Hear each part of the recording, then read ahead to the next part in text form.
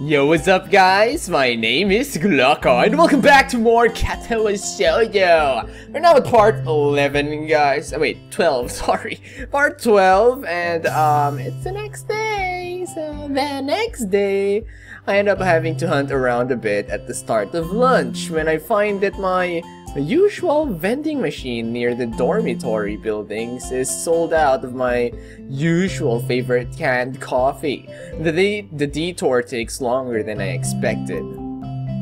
Well, things have been so hectic lately that it takes some time for me to register why something smells different as I walk through the school gardens back to the cafeteria. The grass has been freshly mowed. I like that smell, guys.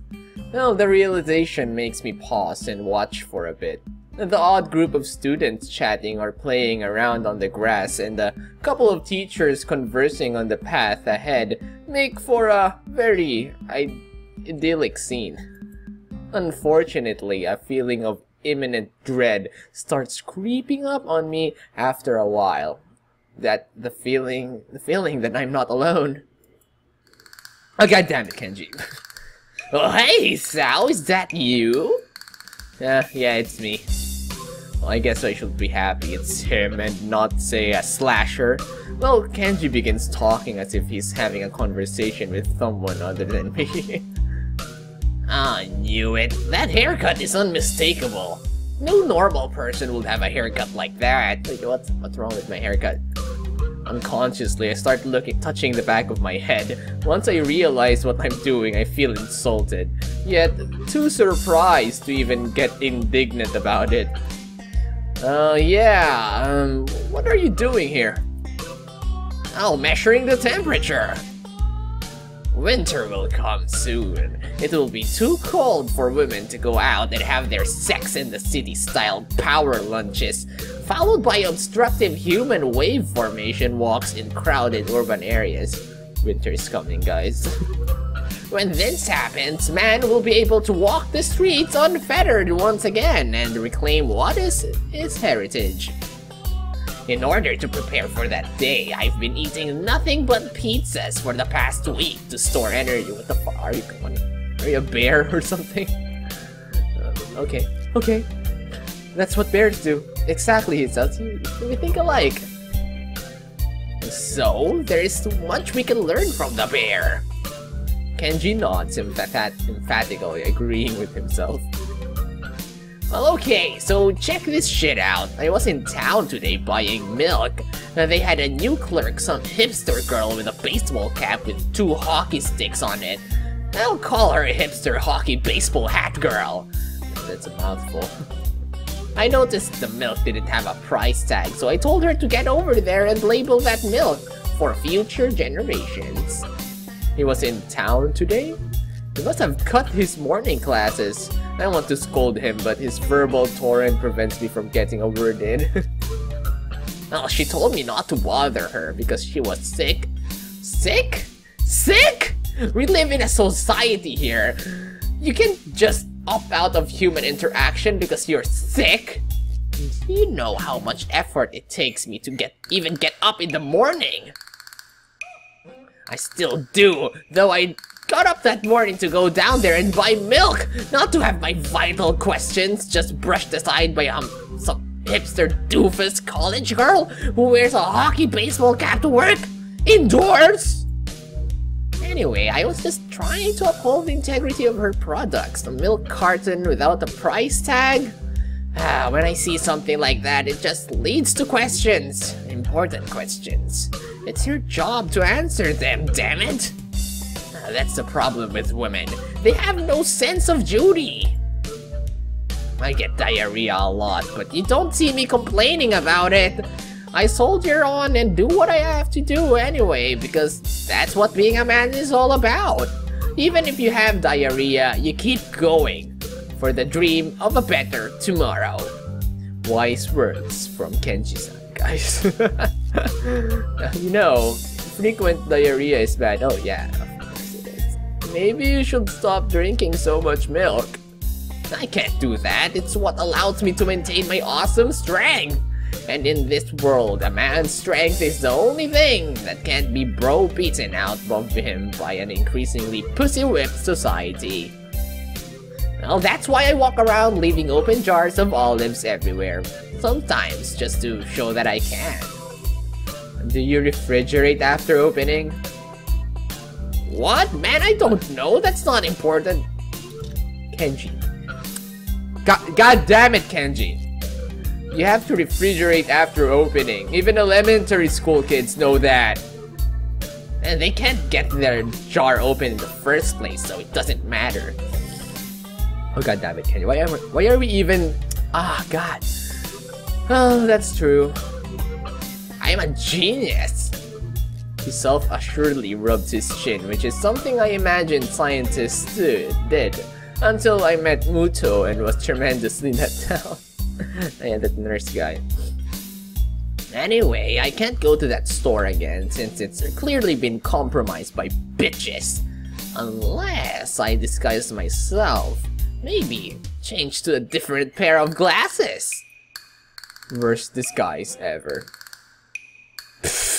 It's been working flawlessly all these years. I don't even need glasses to see. They're for effect. Also to protect my identity. I'm like Superman.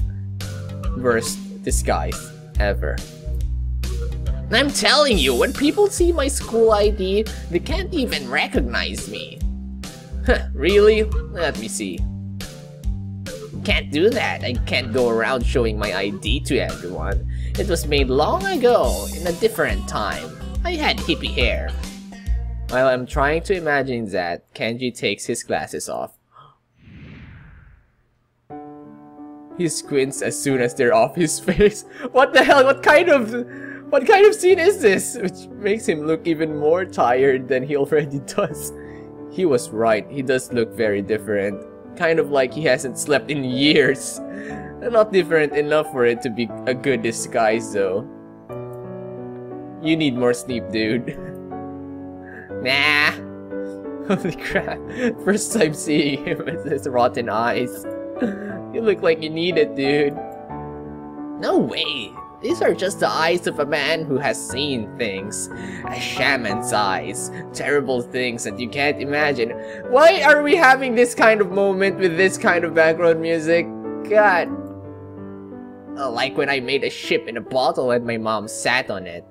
There was blood and shreds of floral print everywhere. That's what life experience is. Kenji doesn't seem very horrified, even though I think this is actually the first thing he told me about himself that could have been legitimately traumatic. He's also talking about 30 degrees to my left, so I guess his blindness is real. I wave a hand in front of him anyway, to little effect. Man, I hope you realize I'm just joking. I laugh, pretending that I did. Somehow, looking him in the eyes is more difficult than usual. Want some trivia? People with small eyes wear big glasses. I've read that somewhere. It's because it makes your eyes look less beady. Really? I didn't know that.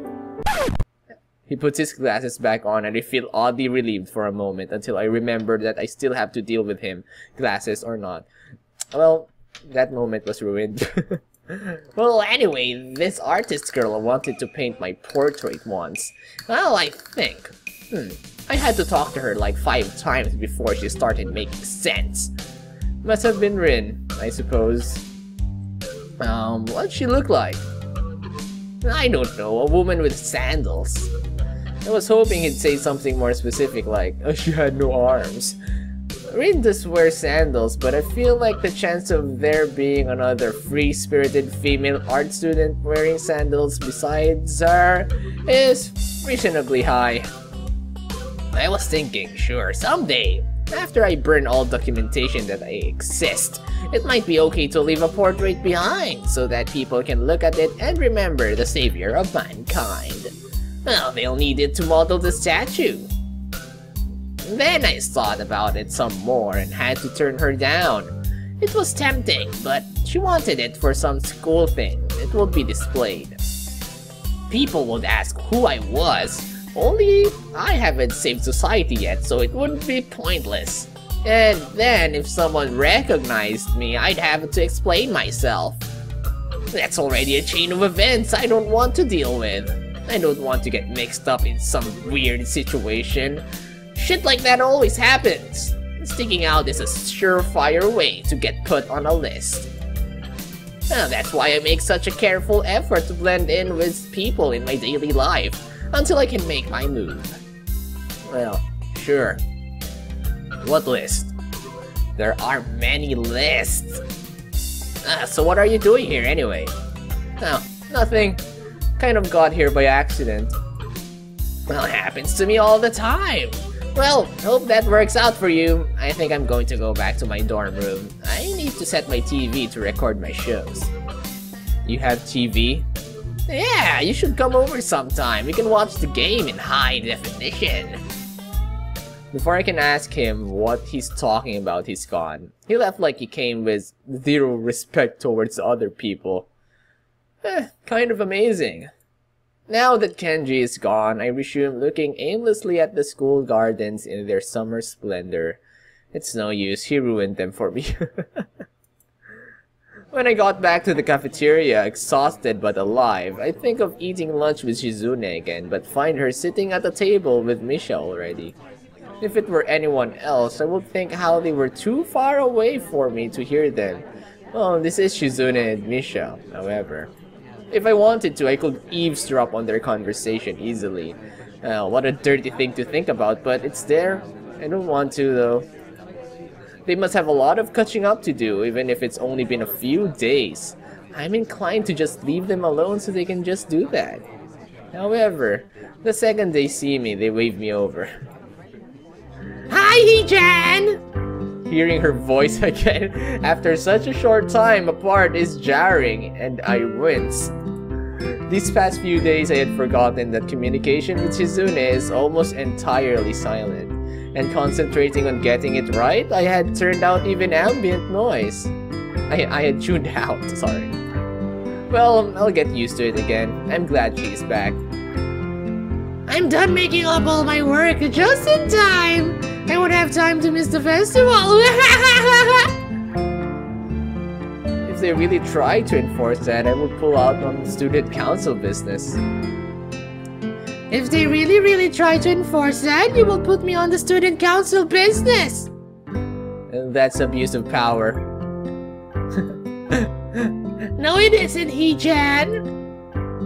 She-chan says that if there were only 2 student council members overseeing the festival, it will be a problem, wouldn't it? Yeah, definitely! It has to be at least 3. It's for the good of everyone. It's perfectly reasonable, and it's necessary. Shizune leans across the table a bit as Misha delivers her slightly disturbing militaristic justifications in a childish, bubbly up-and-down tone. Shizune looks so happy though, tenting her fingers and trying to hold back a laugh as Misha pouts more seriously on her behalf. Oh, if you say so. I'm actually happy right now that we can talk so easily to each other, all 3 of us. In the beginning, I thought that I might have found myself in a bad situation. I was sure that Shizune would hate getting saddled with being a tour guide for the new guys. Well, I didn't want to be that kind of burden either. It will be awkward, even if you were deaf and mute too. Well, just now she said that we would all have to be at the festival. The whole student council? Well, I don't think that the student council has any real jurisdiction over Tanabata. It's only Shizune's way of saying that she wants us to spend it together. It's nice to have friends. Aww, Hisao. Wait, what? Hey! My alarm! God damn it! Sorry about that, guys. Alright. It's a simple thought, but one that makes me genuinely happy. That we could slip into being such with so much ease. Despite the roundabout way in which she said it, I'm glad that Shizune thinks it strongly enough to express it at all. Oh, why did you wait until we waved you over to come sit with us? A question out of nowhere, Shizune's eyes are expectant as Misha repeats her message. I feel like teasing her. You want me to sit with you that badly? We're in the student council. We should sit together as much as possible. It's logic. Anyone will jump at the chance to sit with two cute girls anyway. Oh, come on. True. She pauses in case I might say something like, "You're not that cute," and instantly lock myself into an obvious no-win situation. When I don't take the bait, Shizune becomes more energetic and continues. You're abnormal. Well, I didn't expect her to end it like that. Well, you're too quick to call other people abnormal, so arrogant. You're too quick to call other people arrogant. That makes you arrogant. And arrogance is also abnormal. You're double abnormal. We're having such a good conversation. It doesn't work that way. It's a sliding scale. Leaning on her arm, Misha closes her eyes and lets out a low, slow laugh like a chuckle. Okay, don't laugh. Don't laugh in this kind of situation. I notice that Misha signs everything I say to Shizune anyway, even though I'm signing myself. This is redundant, but it's an unconscious action for Misha. On the other hand, I can't stop. If I let myself take it easy and sign less just because Misha is back, then what was all this for? I don't want to risk losing familiarity with how to sign either. My hands are pretty slow to speak on my behalf as it is. He-chan, you and She-chan talk to each other much more now. Back and forth, it's really funny too, like an old married couple. Right? Right? Misha knows what's going on. What a loaded comment in so many ways. Although because it's Misha, it can't have been on purpose. That's not a compliment. Shizune doesn't react to Misha trying to pair the two of us up. Well, maybe she didn't see it. Sometimes it does happen. I've noticed. I still wonder if it's really that simple and why I care so much, but I don't want to think about it too hard. I want to leave. I keep thinking that I'm hogging Misha's time with Shizune, and it could be that Misha cut in just now on purpose, feeling that way too. Oh yeah, just laughing. I doubt that either of them will let me leave though. In some ways, they're too nice. Anyway, Shizune, if you really want to know, I didn't want to sit here because I didn't want to intrude.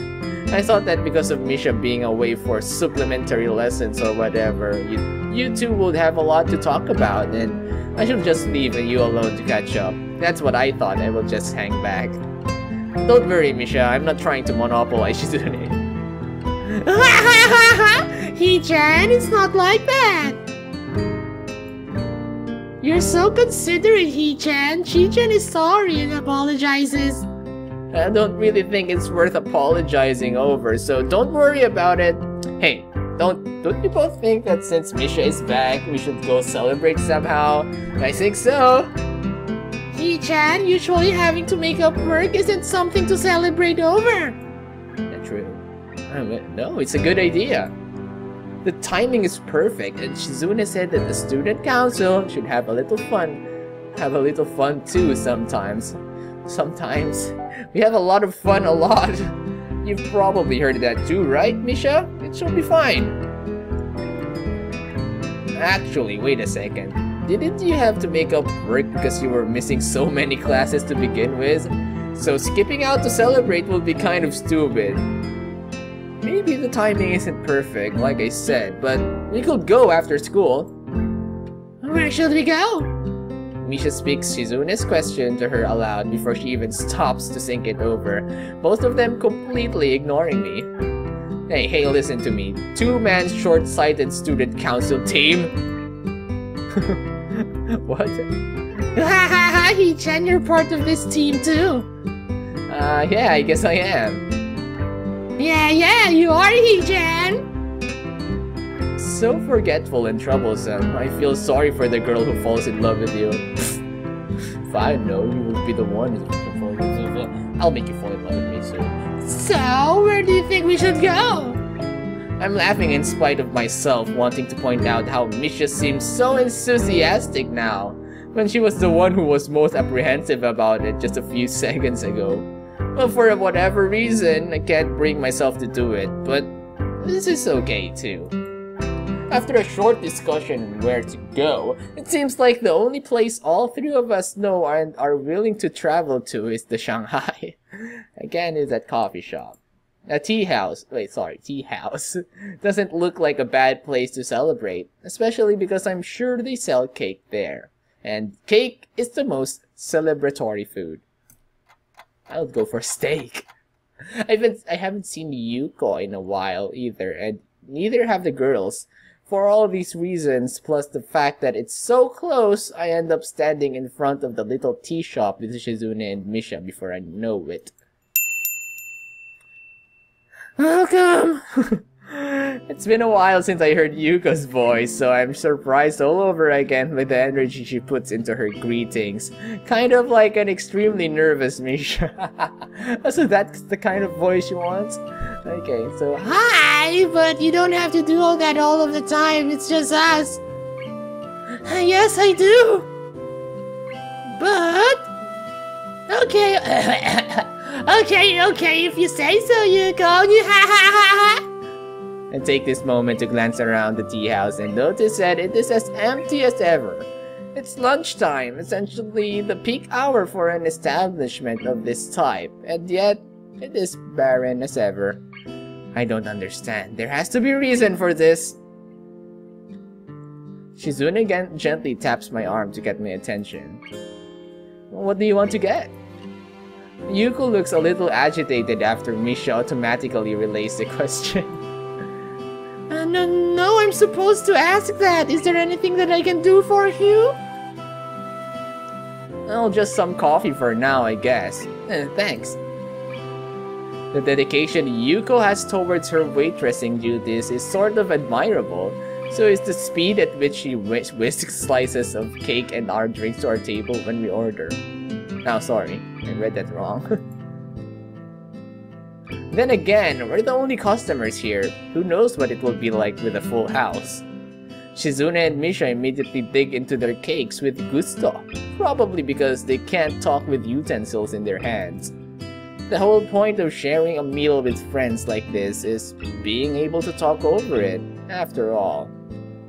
It makes sense that it will be the same without them.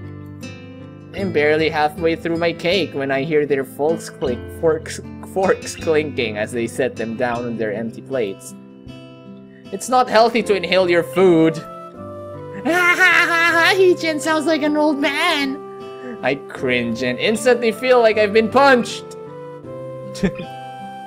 Are you going to wear yukata tomorrow, Hichan?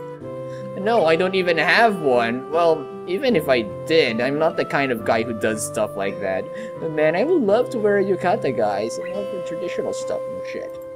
Well, what about you? Are you two going to dress up? Of course. Of course. Well, what do you mean, of course? You didn't dress up last time. One time is not a trend. It's a completely different situation anyway. Why am I giving her this voice? Aside from not being Tanabata, the festival was on school grounds. Students should wear their uniform on school grounds. Clearly a joke, but her delivery isn't any different from the usual. That isn't normal, but her sense of humor never was, and I'm used to it. I guess her way of saying outrageous things seriously is a little better than if she were to say serious things outrageously. What's more troubling in any case is that I've started to associate a voice with her signing. Oh, and it's clashing with how Misha says out aloud everything. Shizune signs anyway. I feel disoriented. So she did give her a voice. Oh, I'm so sorry guys, but anyway. I'll dress up this time. You'll see, Hichan. Not just Hichan, but me too. Oh, that's good. Maybe I'll change my hairstyle too. Don't do that. I can't really imagine you looking differently. Yeah, me too, guys. Shizune wags a finger and smiles. Such a quick and firm disapproval. What if I were to change my hairstyle? Maybe you should grow your hair out and make it look like drills. She looks unamused. Luckily, I see Yuko making her way over, likely to clear out our plates or ask if we need anything from her. Yuko, are you doing anything for Tanabata? It's like she was practicing how to most smoothly ask if I needed to refill a coffee while walking over, but She has no idea what to do having been asked a question. I feel bad. Yes, I'm working. Yuko, they make you work on holidays? Aww.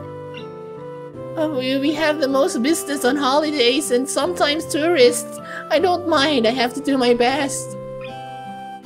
I understand completely, so admirable. Shizune nods her head in solidarity, feeling a kind of kinship with Yuko through their shared determination to be the best. Although for her, it's a matter of pride, whereas Yuko might just feel that she really needs this job and maybe a raise. Oh, the most business, huh? So, how many people on average during a holiday?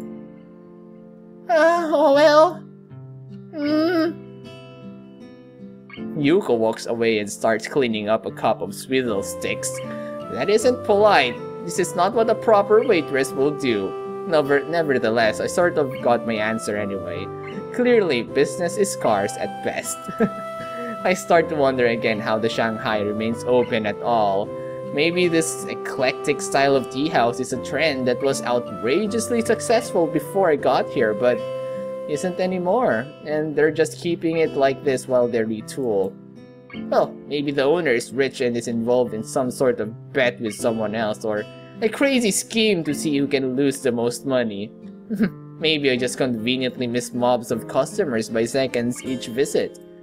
Or maybe this place is just a front for arms dealers. You think too much, man. Well, since there's no one else here, why don't you sit down with us? We can talk about economic infeasibility, but Yuko doesn't take the bait, shaking her head from side to side emphatically. I've never really celebrated Tanabata before or dressed up before anything like this. I'll finally be able to wear my yukata! Yay! Okay, what the hell happened? What do you mean never? What about last year? Last year, Shi-chan, me and the 3-2 class rep ran a stall for the festival. It was a soba stall, I think. Yeah, it was, yep. The blind class rep of 3-2 must be Lily. I'm surprised they were able to work together on anything, but Misha would likely be the best possible buffer for that kind of thing, with how innocent she is. Why are you blushing? Shi-chan cooked and Lily took the orders and I translated for them. Shi-chan kept saying, it's so inefficient, Misha. Why do you have to be the middleman? As in, why is there a middleman in the first place? Huh? It will be fine if I did the cooking and you took the orders. It doesn't make sense at all. But I think everyone had fun in the end, right, Shi-chan? She doesn't think so. Shizune adjusts her glasses grudgingly, causing Misha to break into laughter. It was the old student council's idea, that's why. So, what was the last student council like then? Shizune finally decides to step in again. Or it's more like she can't stop herself. Terrible. That was blunt. She ends with a chopping motion as if passing judgment on them. Well, I hope she's going to elaborate a little. At universities and some private schools, student councils can have control over millions of yen to budget and distribute as needed. Wow, really? Millions? Ah, right. And they are much more involved in student council activities too, Shi-chan. Sorry, wait, school activities. From Misha's tone, it seems like this is newer to her than it is to me. This school student council was like a joke in comparison. Don't give people a position of power if they don't have any power at all. What's the point? So, I wanted us to have more and more work. It was hard to convince the school and the other student council members to allow it. Well, actually, a lot of the work you've been seeing us do really is work that I took on, which is what Lily was talking about. If it wasn't for Shi-chan, the student council would just file attendance reports day in and day out. Would you prefer that, He-chan? Of course, He-chan, as soon as the workload started, most of the student council stopped coming. God, I'm getting tired voicing Misha. Shizune fingers fold over each other carefully. It looks like she wants to add something, but she can't bring herself to. Like she said, sign language gives you a little more time to think about what you say. I guess she feels like she can't talk about this. Well, that was then, and then this is now. Let's just have fun tomorrow. That is what she finally settles for. Yeah. Okay, then student council is adjourned for today. It has to be adjourned excitingly because today was a good day. God, that was so tiring. School seems to be over by the time we leave the tea house, as I can see students coming down from the school as we walk up the road towards it. A couple wearing our school uniform look at Shizune as she walks by, and I wondered if they recognized her as the student council president, or if their eyes are just being drawn to Misha's head. Freaking drills. It's impossible not to overhear the chatter in the air, and the topic is more often than not plans for Tanabata. Well, I wonder how many of them will be using or going to the stalls that I reassembled. It makes me feel a little pride, an emotion I've never felt doing something for school. Maybe this is how Shizune feels as well. I almost want to ask, but it seems stupid to want to do so. So I just hold on to the thought that the three of us walk onto campus and then separate. Shizune to the student council room and Misha and me to our dorms. It isn't until they're gone that I realize again. I again didn't ask when and where they wanted to meet up tomorrow. God damn it, Hisao. Yep. Whew. Okay, so I guess this episode was more of a moment with Kenji or something. Okay, anyway, so this is the next day and it's probably Tanabata already, but I am going to feature that on the next episode, guys. Woo! So thank you very much for watching part 12 of Katawa Shoujo, guys. God. So I'm really glad that some of you guys are still watching this series, a good amount of you guys, so I'm still motivated in doing this. And even though if I'm not motivated in recording this, I'm still gonna play this, guys. It's pretty interesting. I want to know what's gonna happen. So anyway, I hope you guys enjoyed. If you did, leave a like, leave a comment, share it with your friends, and favorite it. If you want more videos, do check out my channel for more and subscribe, guys. I'll see you guys again next time, so stay alive.